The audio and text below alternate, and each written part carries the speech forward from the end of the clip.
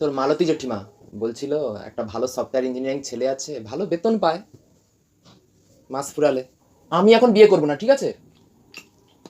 আরো বুড়িকে বলে দাও আমার জন্য ঘটকগিরি করতে না। কেন, ওর তো চিন্তা করেছেন আমাকে বিয়ে? না রে, মাথার উপর একটা উপযুক্ত মেয়ে থাকলে না সব বাবা মারই চিন্তা হয়। অত করতে আমি চিন্তা।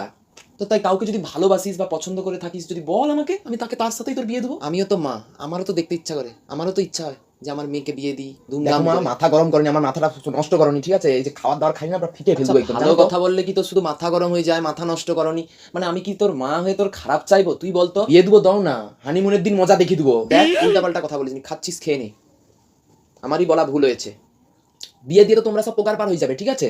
তারপর কাজ বাজ জ্বালা যন্ত্রণা সব আমাকেই সহ্য করতে হবে, তারপর না পারলে খেতে দিবে, ব্যাস বাবা মার ঘাড়ে বসে আসবো, তখন ব্যাস তোমাদের লাঠি চাটা খাবো নাকি আমি? তার থেকে দরকার নেই, আমি বিয়ে করবো না। আরে তা নয়, আমরা ছেলের ঘরে ছেলের সঙ্গে সব কথা বলে রাখবো, তুই যা যা করতে ইচ্ছা, তো তুই পার্লার শিখবি, কম্পিউটার শিখবি, কি করবি সেগুলো সব তোর চলবে, কিচ্ছু বন্ধ হবে না, কিচ্ছু।